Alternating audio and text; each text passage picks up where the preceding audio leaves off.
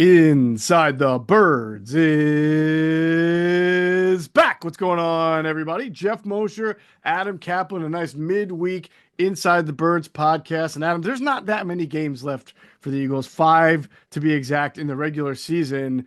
And we've done a lot of these midweek podcasts where we keep talking about the Eagles coming off a win. Now, I'm always a big believer in the law of averages, whether it's the Lions who've won a bunch of games in a row.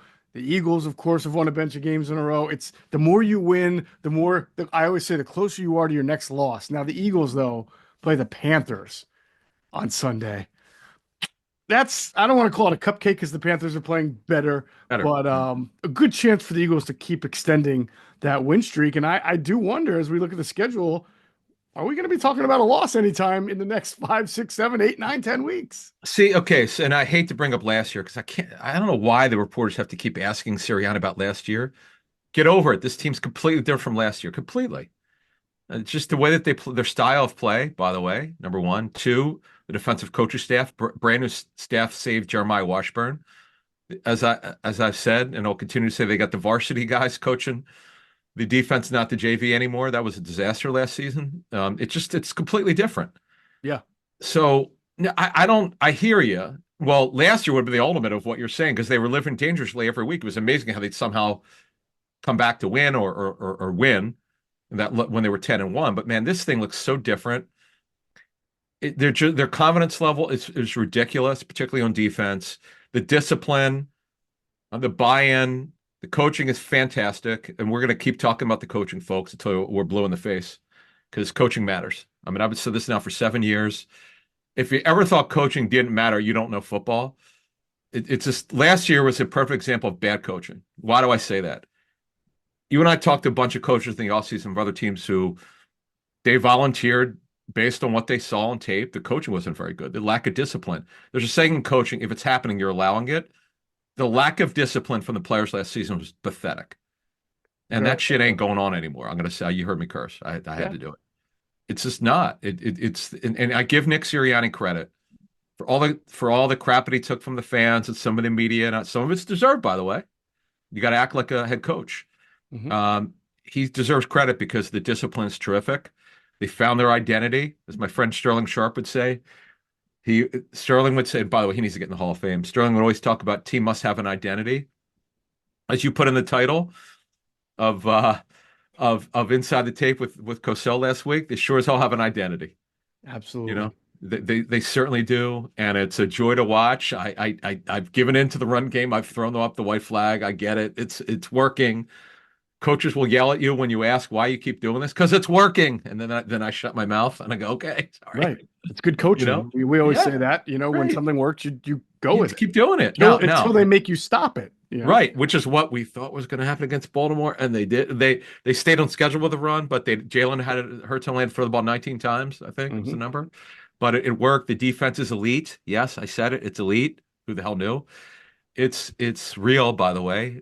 I was saying with Mike Gill on Tuesday that I need to amend what I said last week, that this would not be a litmus test. This Ravens game, it was for discipline on the defense. And we're going to get into that. And I know you've got some great tape notes. Can't wait to hear this. You texted me something and you teased me, so I don't know what it is, but I'm pretty excited to hear it. And we'll talk to Cosell about it tomorrow night. Yep. Or the Thursday morning, whatever. But the bottom line is, this is a joy to watch, and I'm just blown away by Fangio, Clint Hurt. We talked about Clint Hurt when they got him. I know the Seahawks weren't real glad that he went to Philly because they know how good of a coach he is. But this Bobby King is phenomenal. This inside backers coach. I know you've talked about Christian Parker a lot. No, I'm glad you brought him up. I was actually going to bring up Bobby King. Go ahead. Because I've been having some conversations with him myself, and his name keeps coming up. Because if you recall.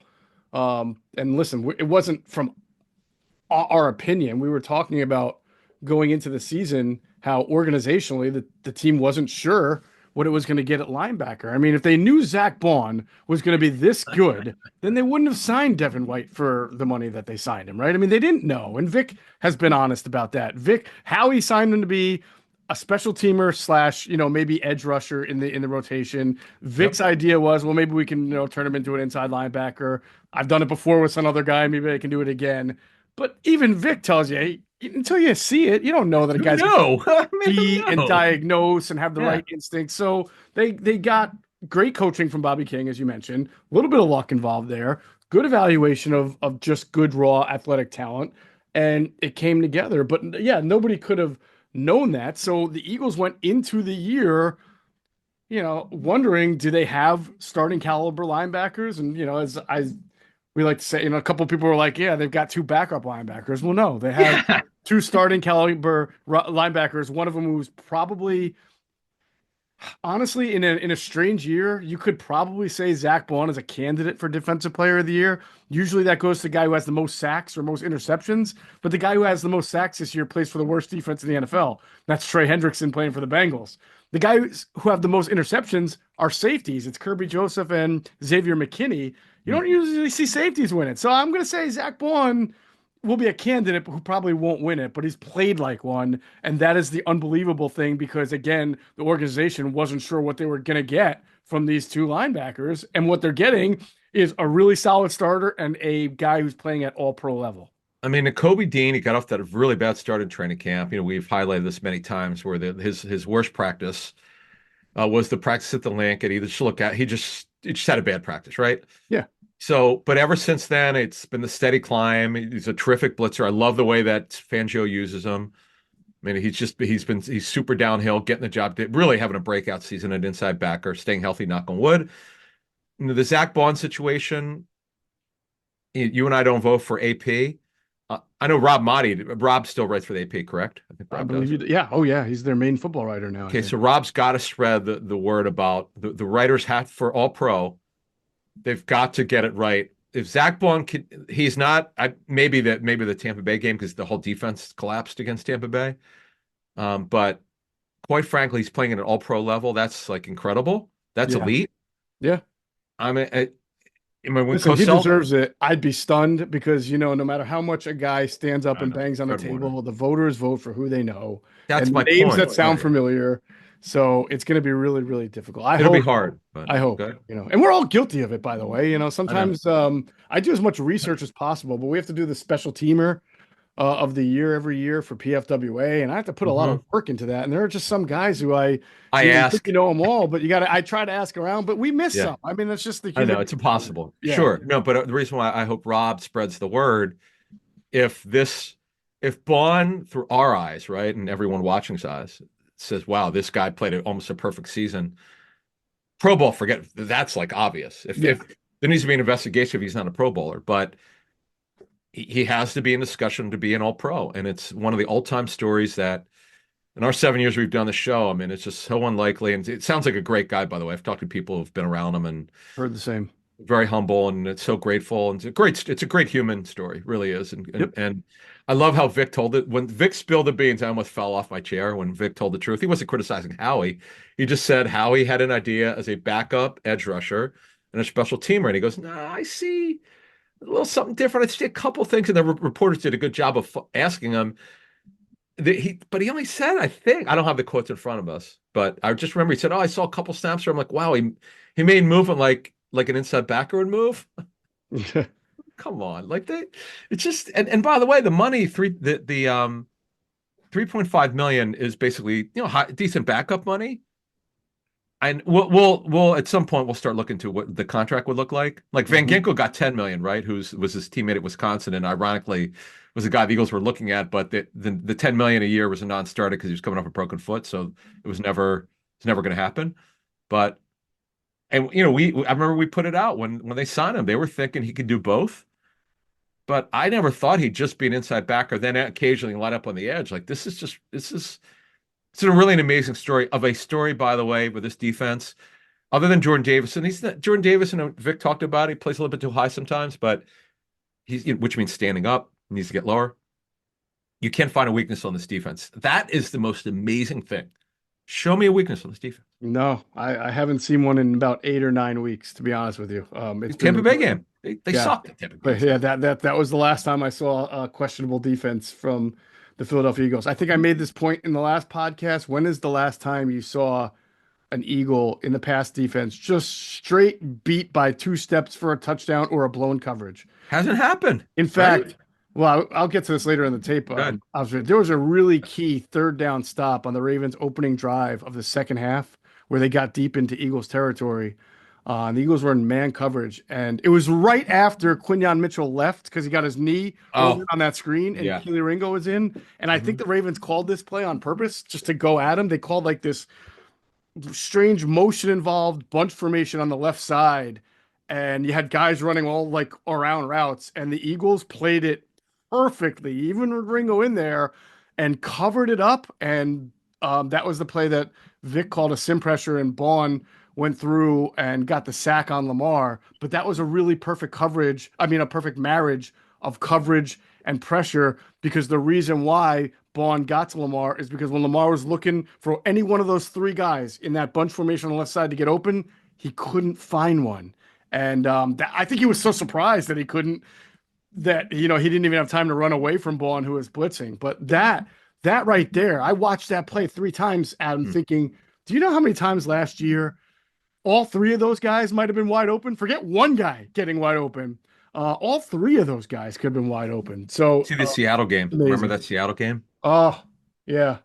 Yeah, I mean, all year long, bunch of the even the Rams game that they won, there were guys wide open. It was a real mess, and it's special. So, bringing it back to the point, one Yeah. of the people who I would spoke to a while back, who was questioning what the Eagles had at linebacker, is now saying, Bobby King, you gotta give him his props. He's doing a great job. And the interesting thing about Bobby that really sticks out to me, Adam, is that Bobby is the only position coach Vic brought in this offseason that didn't coach under Vic, right? Mhm. Clint Hurt coached under Vic, Christian Parker, Joe Casper. I think Vic had some familiarity with the kid that they brought in from Chicago last year, the Nichols, who's now just a assistant DB's coach. But the Ronell point, Williams. yeah, Ronell Williams, thank Yeah. you. Other than Washburn, who Vic did know a little bit about Washburn because he was when Vic was here 2 years ago, Washburn Yeah. was on the staff. But Bobby King is the one guy that you and I were like, wow, this is interesting because he doesn't really have a connection to Vic. Well, he's doing a great job preaching what Vic's defense is all about and getting those guys ready to play. They're just incredibly disciplined. Guys are not getting out of their gaps. Like last year, it was the chasing sacks. It was guys playing hero ball, which is not only am I going to do my job, I'm going to try to do yours. None of that crap. That's a coaching term, is hero ball. They're not doing that. Total buy-in. The buy-in's like it's like a steel trap, man. They're rallying to the ball. They're playing for each other, using the coaching terms, but they're doing everything that the way that they're coached. And again, when you've got Vic Fangio and Clint Hurt and Bobby King, the crap that was going on last year ain't happening. It's not going to happen. But what we didn't know is they could play at this elite level. Who the hell knew? And and the fans are loving it. It's checking out social media. The fans are just like blown away. And some of the people who were killing Vic the first 2 weeks, people saying he should be in an old age home, least assisted living, all this stuff. People are loving him now, man. They're like, oh, he can't retire in a couple of years. He can. He's got to be here. It's comical. It's all good. Awesome. All right, let's get into some injuries. First, Adam, though, I do want to shout out two locals. One is someone that we know, Dan Klecko, former Eagle, of course, former Patriot, former Yeah. Eagle. He has been coaching for PVI, Paul VI High School in Haddonfield, New Jersey, where we know, Brett Schulder's child is a kicker, right, for Correct. the football team. So Dan is actually a coach on that. And he's not the head coach, but he is a coach, and his son plays on the varsity team, and they just won the Turkey Bowl that WIP does every Yeah. year. It was PVI versus Camden Catholic, I believe, and PVI was a big winner, and so that's cool to see Dan Klecko doing Nice. some things I locally. didn't know that. Yeah, Dan's an old friend. We worked for the Eagles 2011, 2012 together. He's we got to have him on, by the way. Did you talk Yeah, to him? I'm going to reach out to him. I haven't yet talked to him yet, but I'm going to reach out to Because him. he is super opinionated. I'll just tell you a quick story. When I worked together, Eagles were bad. It was the fall down of the Andy Reid staff. Mhm. When they were really bad. And when you're working, for a team, you try to be positive when you can. You try to find some positivity. It was bleeping hard, and man, I remember like, man, I hope they don't fire us because Dan's so critical. Really, I was like, I remember. Listen, I remember when he did post game, like the second post game for WIP. I think it was him and Jamal Jackson would oh, I do remember it. Yeah. post game, and I always thought it was an interesting combo because you had. Let's be real. I know he came here to play fullback, but Dan Klecko is an interior defensive lineman, a little short area burst interior defensive lineman. Hmm. It didn't even. It was like a cup of coffee at fullback with the Eagles. He eventually moved back to the D line, but you had an interior D line and a center, right? Like two guys that go up against each other in battle on the practice field, now analyzing the game together. And that's sort of like, I don't know if that planted the seed, but I know when we put together Quentin Michael and Jason Avant Q&A pod, the things in my head were like, this is cool because you have a wide receiver and a defensive back, two guys who Hmm. face each other and can give different viewpoints on the same play. So I like when you have that kind of contrast there. But yeah, I remember Dan and Jamal would be very, very honest on the WIP late night post game, and they were a good listen. I mean, when football is bad, you heard it last year, folks, when the Eagles started to regress, and it's just like it's really hard to watch that stuff, bad Yeah, football. yeah. And but this year is something else. I remember when Andrew and I picked 11 and 6. He and I saw it the same way, probably defensively the same way. I thought they could be average. I think he said that when he was filling in for you last week. But I just I knew the coaching would be good, so the defense would be better. I thought they could be overall above average if all went well, but I thought they'd probably want to be an average because we didn't know about the linebackers. Hmm. The Slay a year older. Quinyon didn't know he could be this good. DeJean was coming back from the hamstring issue. Hmm. So and remember he came back from the broken leg, so he from last year at Iowa. So we just didn't know. There's so much unknown. Don't you think there was a ton of unknown if you went through every player? Heck yeah. I mean, other than Jalen Carter, we knew was super talented, but he was not consistent last season. Yep. I don't know of one thing that was a certainty. Like Reed Blankenship would be, he's always been a nice player. He's been better this. He's actually taken this game to another level. Greg said that in his tape study, he's a tone setter, which I thought was fascinating. Hmm. DeJean right now is not only one of the best nickel players, he's what I call a dynamic nickel. He's not just covering a slot receiver, he does a lot of things for them. Yep. There's a lot of things you just didn't know. And that's the beauty of it is the unknown. Sometimes when it's the unknown, it's not good. Hmm. You're like, oh shit, they're not gonna be very good. They don't, who the Yep. hell We've seen knows? that too. Right, exactly. Exactly. Like, I remember when I picked the Eagles to be 9-7 in 2017. Someone in their front office said to me, I'll take that. I think that's pretty good. And they won the Super Bowl. I just don't know. Who the hell knows? Who Nobody knows? knows. It's like last week, three of us idiots, we all three of us picked the Ravens, right? I Yeah. think we did. At least I Yeah, we did. all did. We all did. People called us clowns on Yeah, I mean, never mind that the Ravens were favorited by the odds makers. Yeah, exactly. Look, I got it wrong, man. I'm Yeah, happy we Eagle own it fan. when we're wrong, but it's not like we were Yeah. clowns for picking the Ravens. No, I Good know people. team. A couple people are like really came after us. Like, come on, man, aren't you I happy will, we're wrong? dude, I will Like, never, never understand. And I get being a fan. I understand, even though I'm a journalist. I will never understand why you would criticize anybody for picking anybody to win a game. Even if it was even if you picked the Panthers to beat the Chiefs 2 weeks ago. Guess what? They almost did, right? Like most of the time, if you're smart, you know that any given Sunday and that when you're on winning streaks, there's a week where you just trip up. I mean, the Lions lost at home to the Bucks. Who would have seen that coming? Every team has this weird, inexplicable loss. So yeah, people need to understand it doesn't mean you're picking the other team because you think the other team's better. It's just you're picking circumstance. That's all you can do. We do. I'm sure you're in a pick'em league every week, right? I have to pick every single game for my Yahoo Pick'em League, right? And I don't pick the favorite every week, obviously.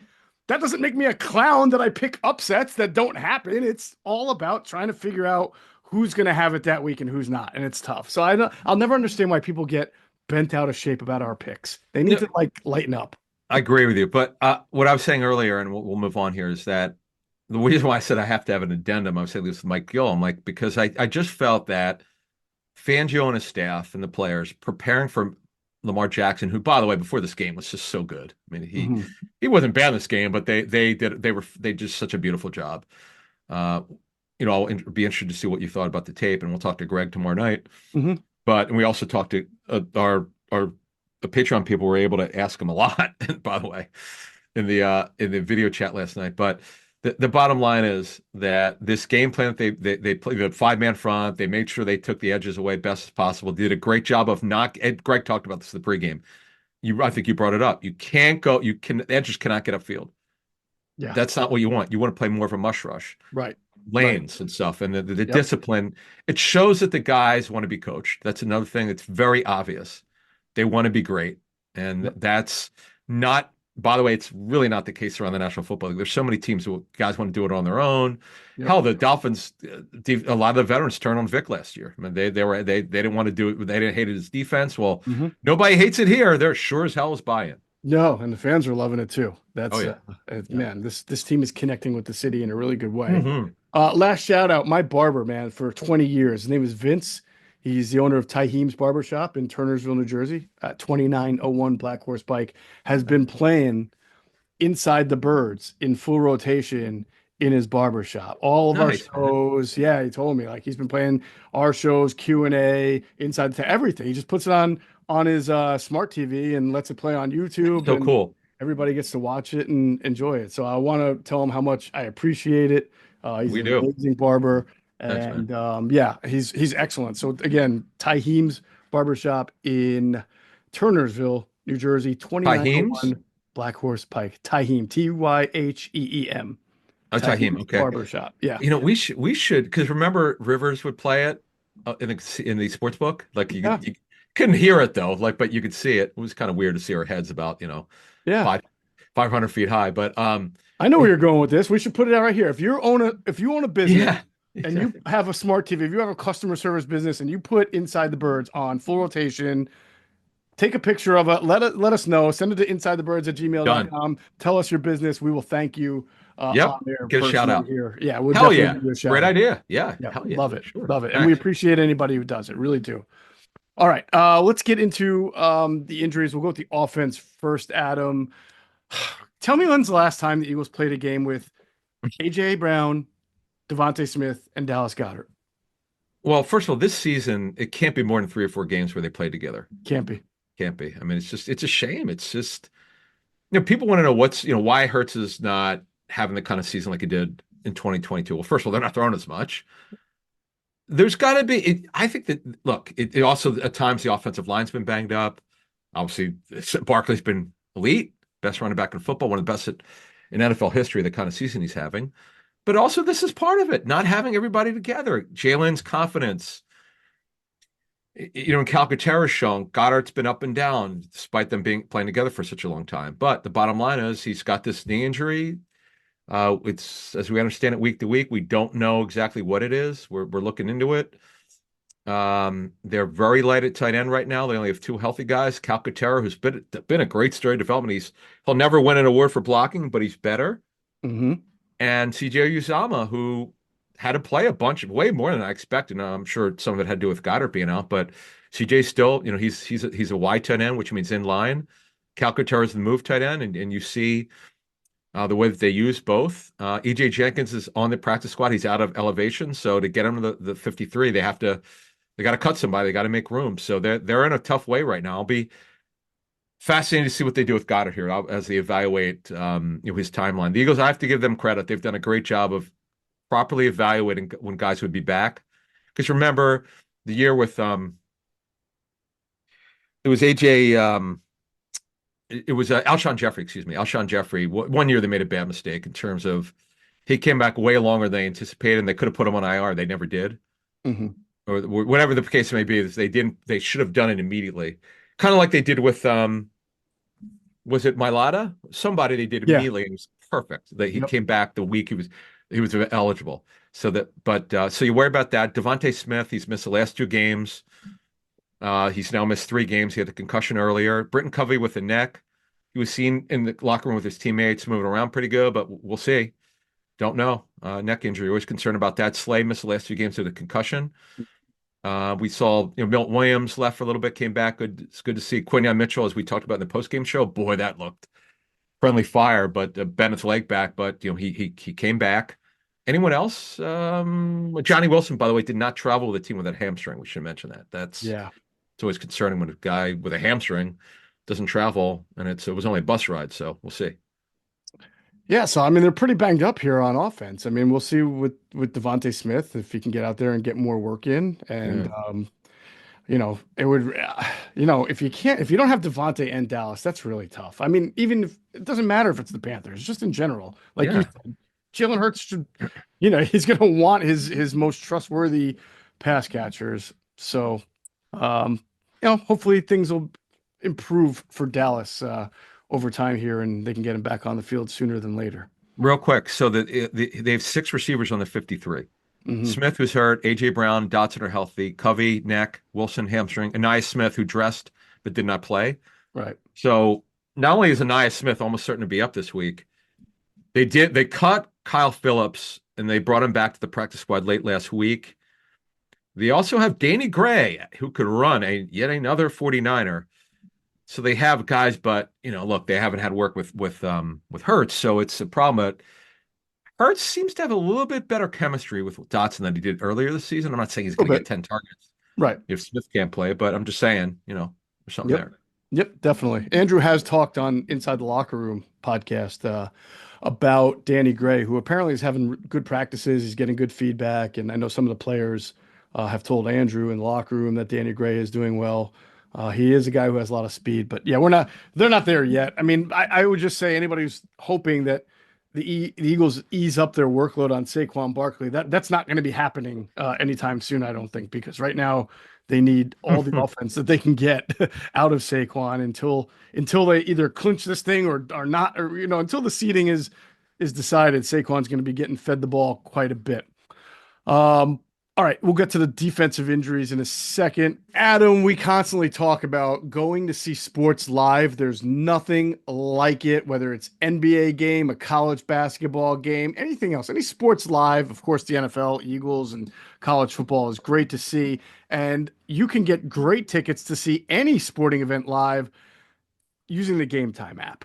And when you use the Game Time app and you go see sports live, you may not just be there watching the game. You might see celebrity sightings or just hearing the feel of the crowd. There's so many other things that go into going to a live sporting event than just the game itself. But you got to use the Game Time app and take advantage of the Game Time Picks feature that makes getting tickets to see your favorite teams play live even easier because it filters out the fluff to show you only the incredible deals on great seats so you don't have to waste time searching through thousands of tickets. It doesn't really matter. I mean, it's any event. It could be an NFL event, it could be a college football event, it could be a concert, a show.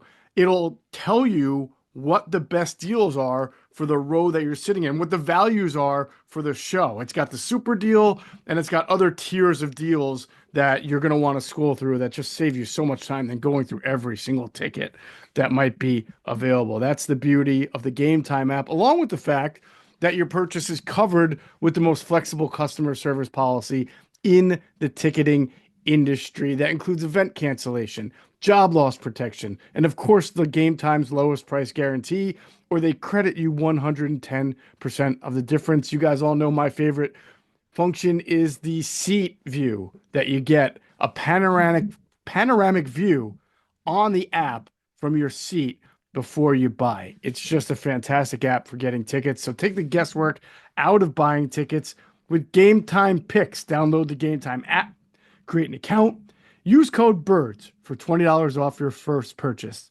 Terms apply. Again, create an account and redeem code BIRDS, BIRDS, for $20 off. Download Game Time today. What time is it? Game time. All right. Defense, Adam. Slay obviously missed the last two games. He had the concussion in the last game. Was it groin then concussion or both games from concussion? I can't even remember anymore. I think it was knee, but I have Knee, the that's right. Knee concussion. Man, he's been dealing with a lot of different little injuries all I throughout the year. Not know. not that a concussion is a little injury, but you know what I'm saying. It's something different on his body seemingly every other week.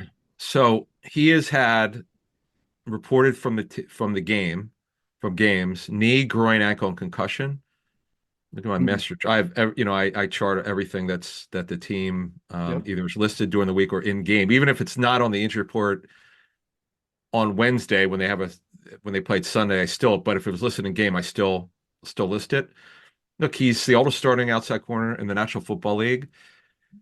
He's been very durable, by the way, extremely durable since that trade from Detroit 5 years ago. So But yeah, it's a concussion. You worry about that. It's a brain injury. He missed weeks 9 and 13. We'll see what happens. Rodgers backs him up.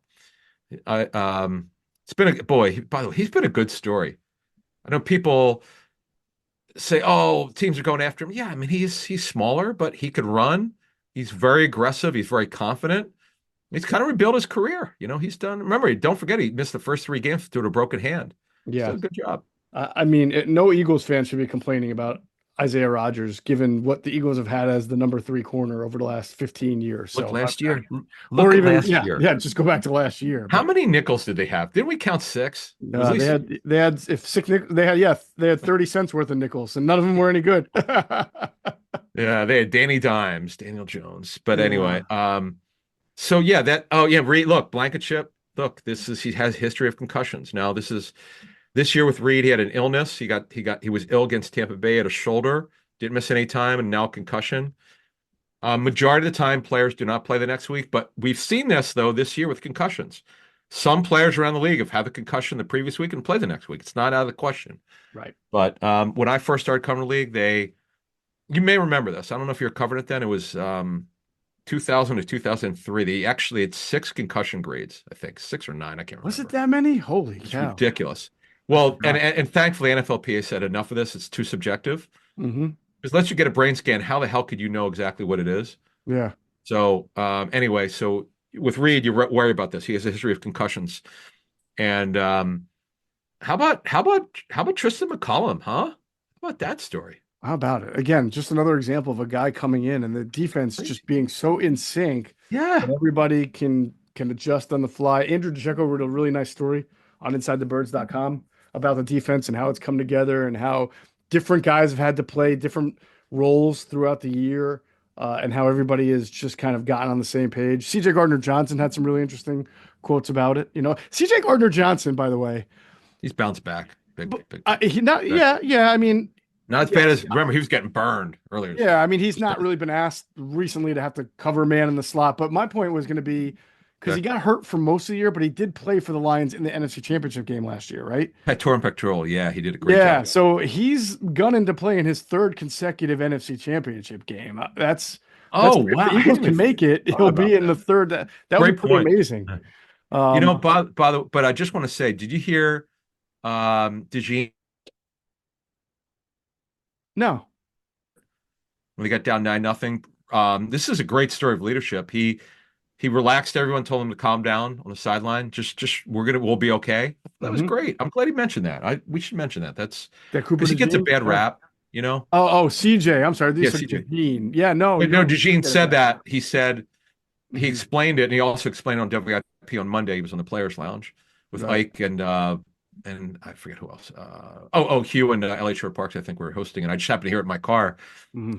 And I just think because CJ gets a bad rap, being overly emotional and all that. Everybody knows what happened 2 years ago, getting into it with the fans on Twitter and Yeah. whatever. But he's kind of an elder statesman. He's a young guy, he's relatively young, but hey, someone's got to say something. Good job for him. Yeah, definitely. All right, so those are defense, and then of course we'll have to see if anything pops up throughout the week. We'll address that the next time we do a pod. Some transactions throughout the week. Oh, there's a fun one. I Go ahead. almost forgot that John Ross was on the practice squad, but he is no longer All on the right. practice squad because Adam, who is? Well, this guy, the only reason why I'm familiar with him is because I knew someone who scouted him. I forget what school he came out of. He was a running back.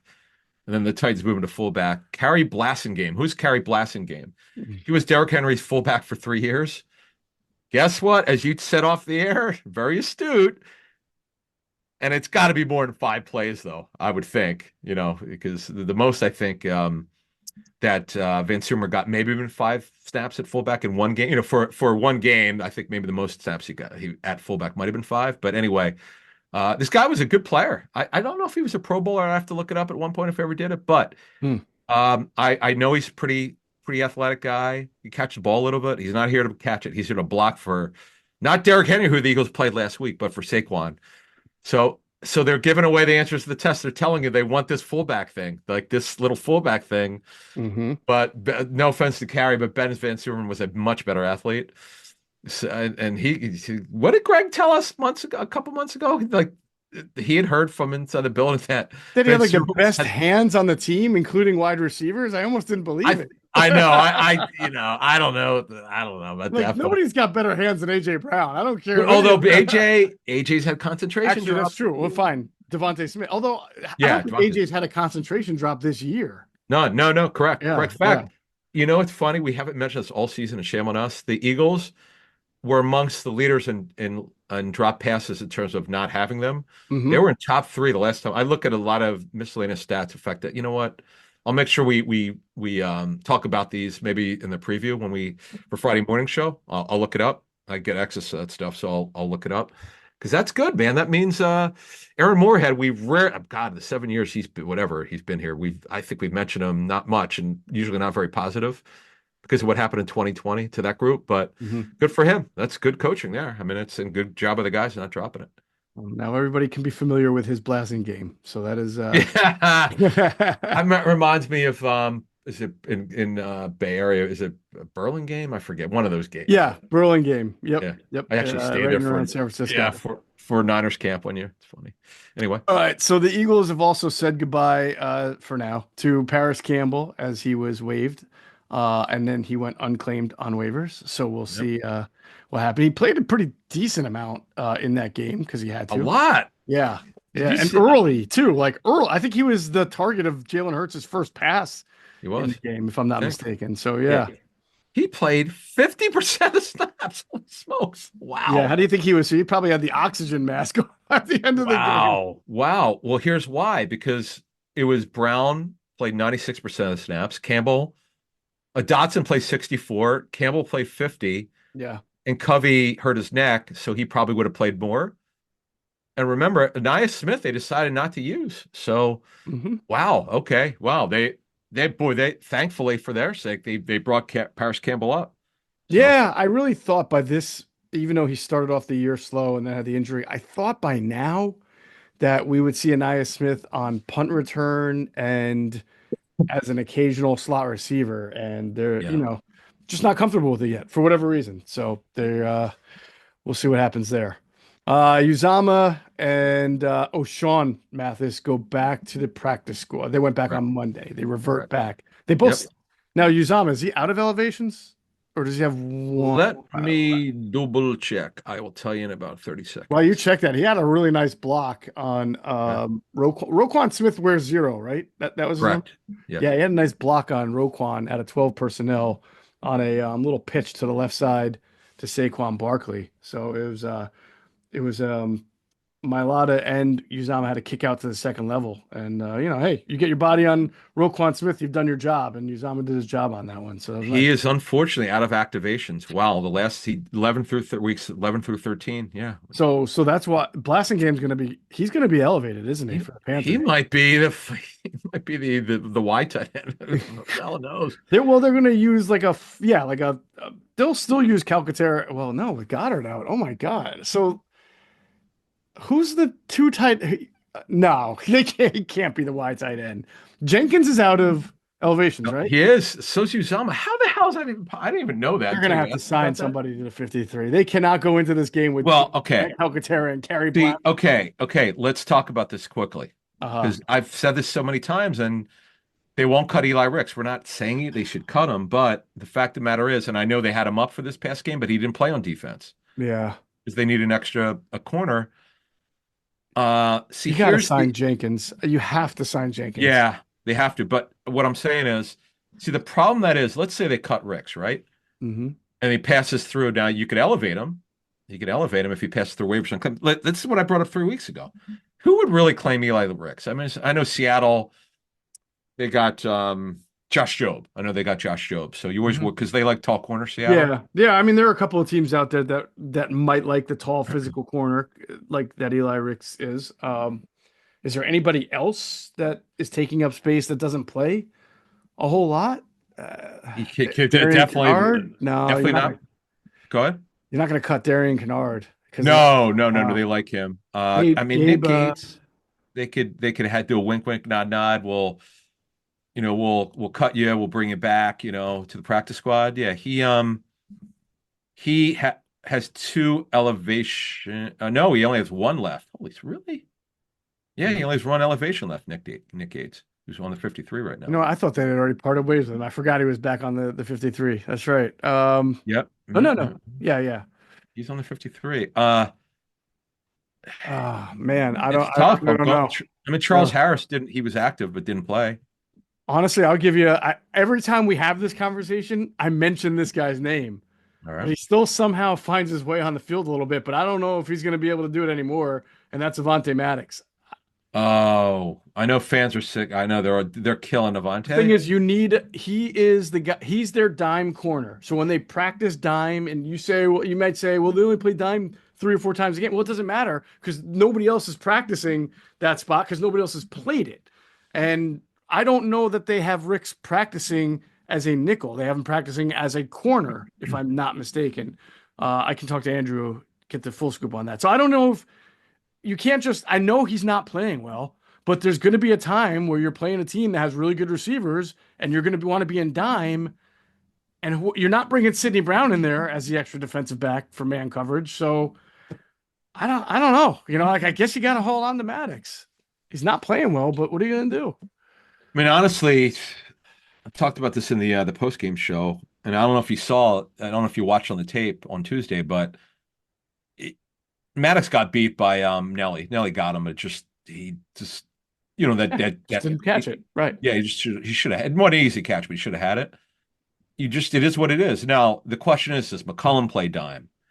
Because he's a safety, and could he do it? Is there anyone else who can do it? But I'm not cutting McCullough. no, He's no, no, no, no, no. yeah. I'm talking about I see what you're saying. could Could he he play that? take yeah, could he play nickel? I mean, excuse me, dime. Could he be the dime backer?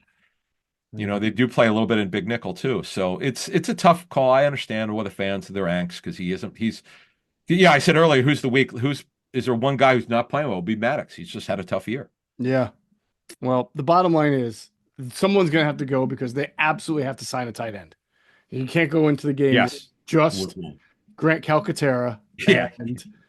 and Don't say Darian Kennard. Don't no, no, even. no. I was gonna say and a fullback that you're elevating from the practice squad who's not really a tight end, he's a fullback. Right. So Yeah. yeah. That's crazy. I agree with you. All right. So those are basically the transactions that we are monitoring and have happened, and we'll see what happens throughout the week. Adam, I meant to bring this up to you. I was recently took a flight, and then when I got back, I think I was at Stretch Zone the next day, and I know you travel through. Ooh. That's a good place to go after you're all boxed up in an Yeah. airplane, get stretched out. Once again, I got lower body done like hamstrings, calves, Achilles. It was great, and then I went Get your, and get ran your quads. Do you go hold on before quads too, quads, IT yeah. band, all the That's the one. lower stuff. Yeah.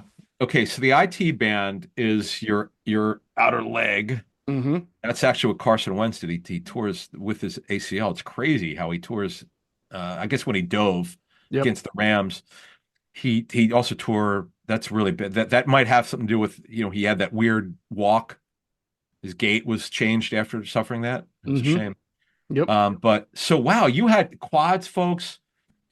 It I call it a good burn because it's your front thigh, your hamstrings, your back, the thigh, your front thigh there Mm-hmm. is the quads. And man, I get a good burn. I get what so the numbers when you get stretch, 3 is a light, 5 is minor, 7 is it's a good stretch that they call it. Yep. I call them nines. So what Ooh. happened last week was because I made a decision that I was going to play 4 days in a row of tennis. I'm like, you know what? I just gotta grin and bear it.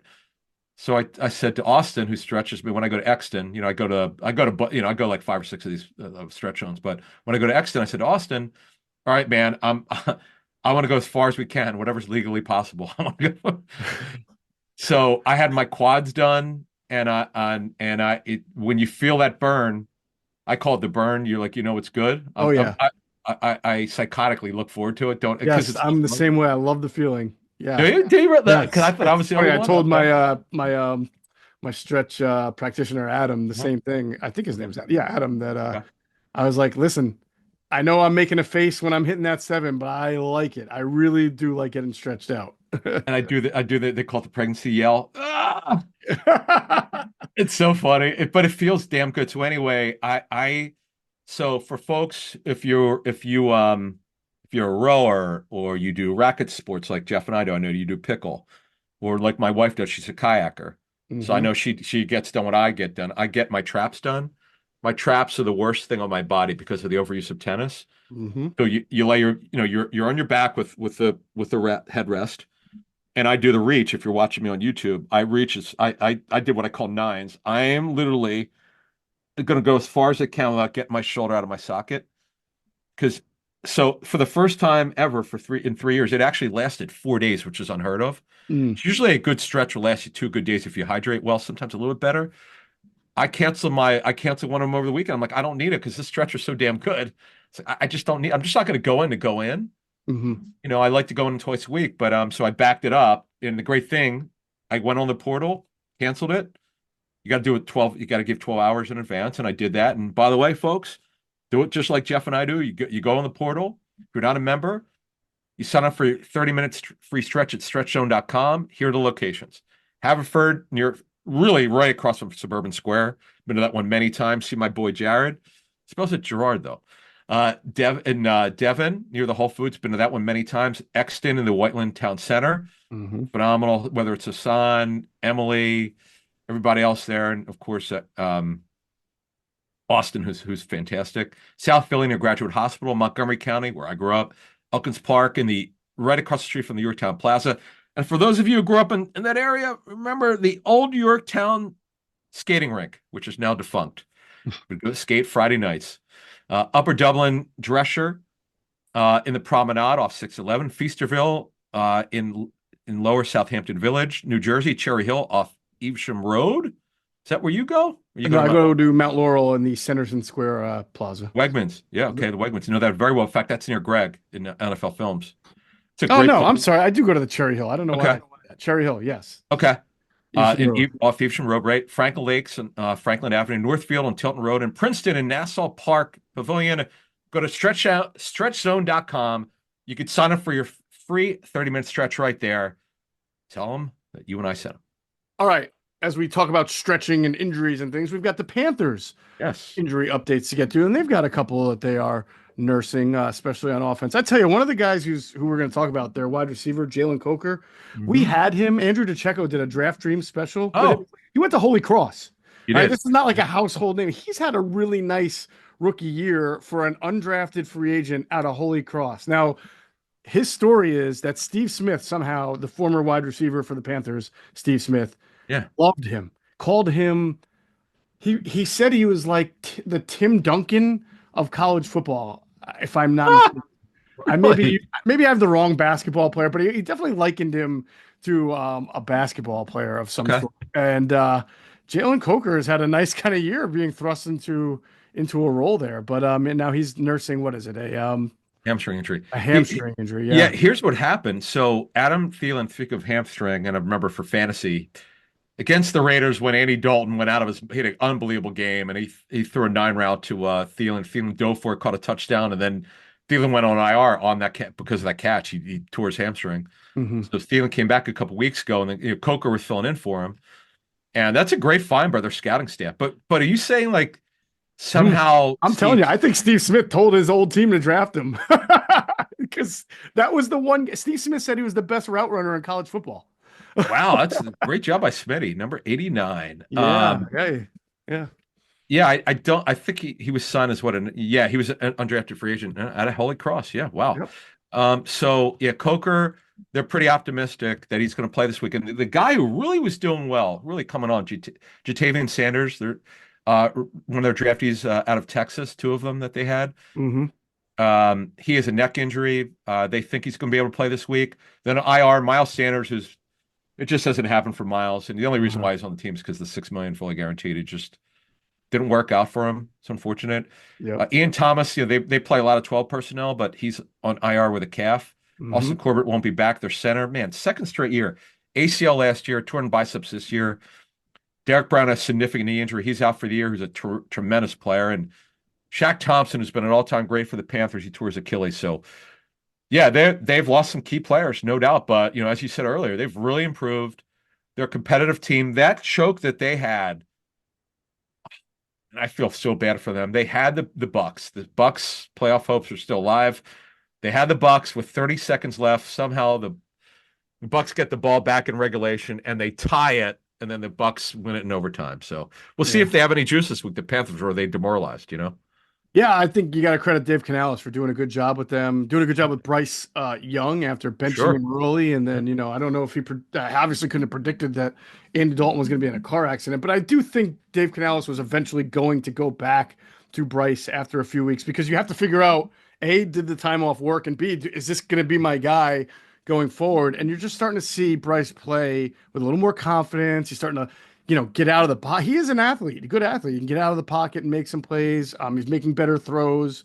So I credit Dave Canales. I mean, he did a nice job with Baker Mayfield last year, and he's really being asked literally to rebuild Bryce Young from almost ground zero now. And He so is. far, Yep.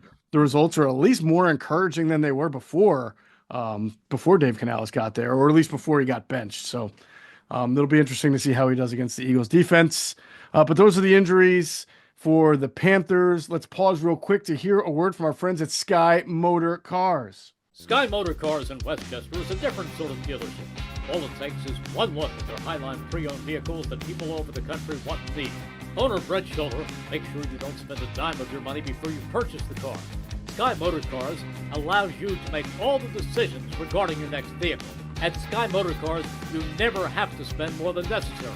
Visit SkyMotorCars.com today or call 610-918-7225. And if you head on out to Sky Motor Cars out there in Westchester, PA, make sure you tell them Adam and Geoff sent you. Take advantage of the great inventory. Go to the website, see what they got, SkyMotorCars.com. Go in, take advantage of the great customer service. Tell Brett congratulations on his son being a great kicker at PVI, as we mentioned earlier. I think he has two kids who are both. Yep. Skylar's at St. UD. Joe's? Oh Yeah. yeah, that's right. UD, of course, of course. Yeah. All right. So Sky Motor Cars, SkyMotorCars.com.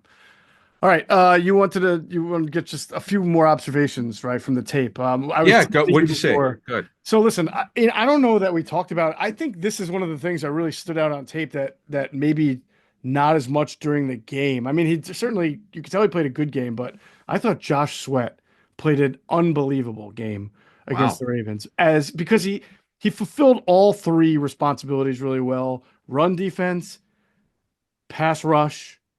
And by the way, he's going up against Ronnie Stanley quite a bit. And if you never watched the Ravens or didn't know anything about Ronnie Stanley, you'd think Ronnie Stanley's not a very good player and I know he's not what he used to be, but Josh Sweat really worked him over. Hmm. And then a couple of times, Josh Sweat had to drop into coverage. And Adam, there was one play where he covered two guys on one play. It was Really? second half, right when I think this is right before the 50-yard field goal. The Mhm. Ravens were driving, and Lamar is looking to his left to try to get the ball to Flowers on a slant. And Sweat is the fifth guy in line. He's, a stand-up edge rusher, but Mhm. he drops while somebody else comes from the other side, and he takes that slant away on the Hmm. drop.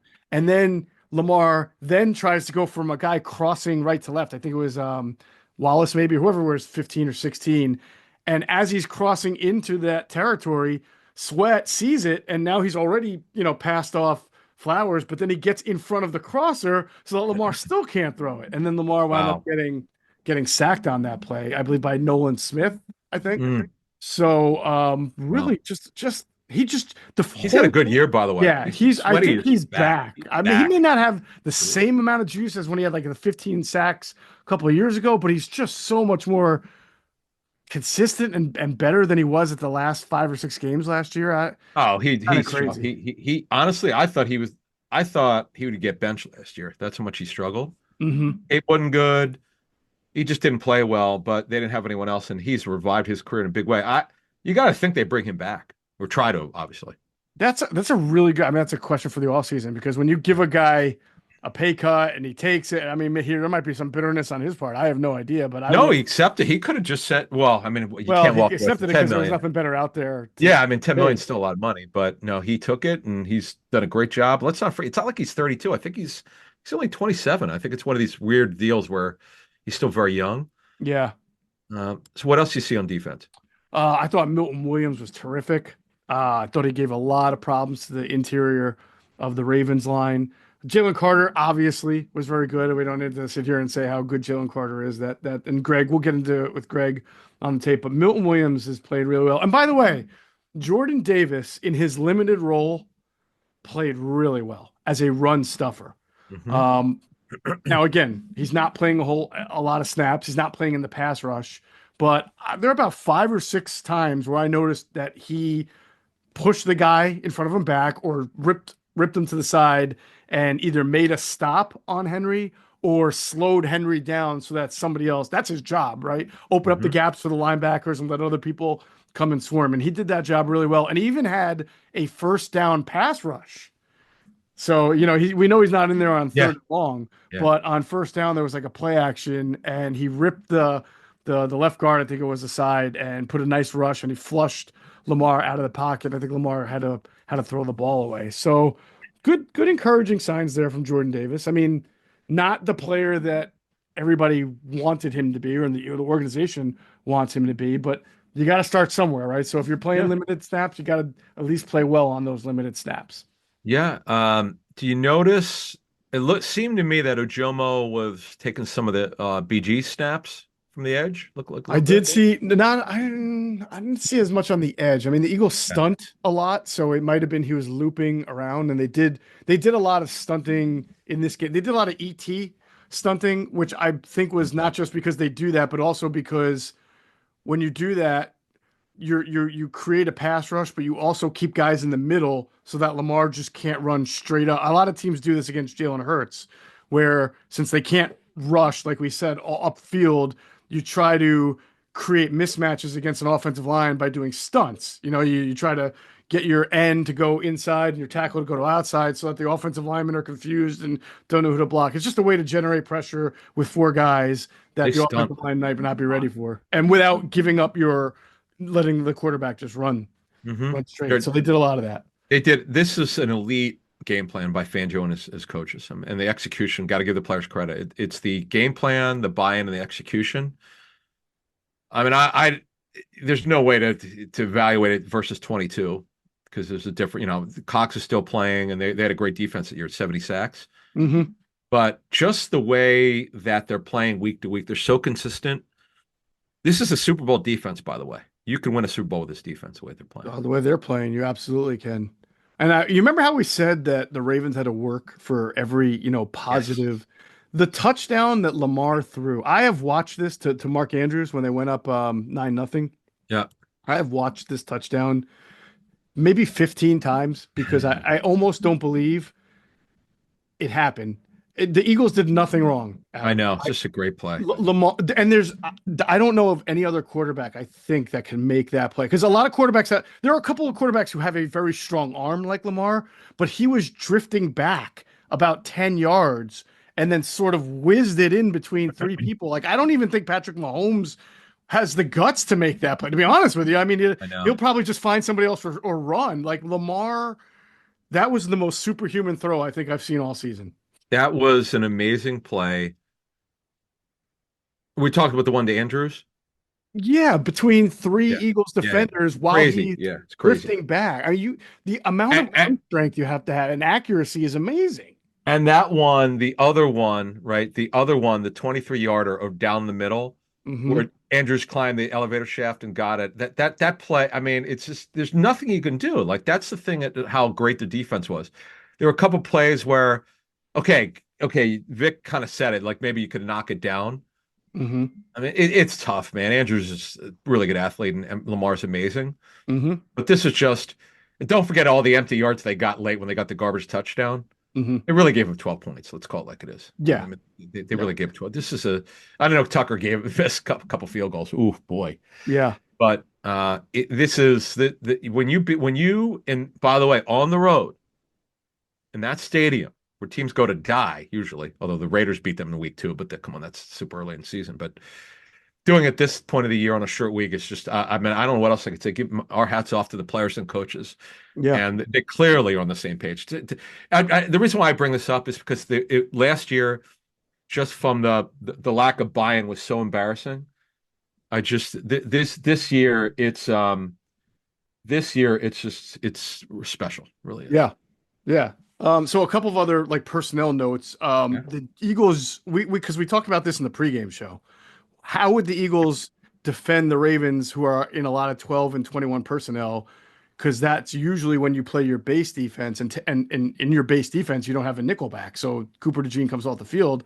Well, that's what they did. I mean, on a lot of first downs or obvious run downs, they went with their 5-man front and the 2 linebackers and the 4 defensive backs. But they would quickly get back to nickel once they got, because they did a good job. I mean, Henry had like 2 runs that were pretty good, and everything else was like respect. Like if you hold Henry to 5 or 4 or even 6, and you can get him in 2nd and 4, 3rd and 4, and they're not going to run again, you've done your job, right? Same thing that defenses feel about Barkley. So yeah, the Eagles did play their 5-man front. There was maybe a few times if the Ravens were under center with 13 personnel, that Bond then came down and was a 6th man All that line of scrimmage. So good job by Vic on that. You give up a little bit in the middle, but you'll sell out against the run, and it worked.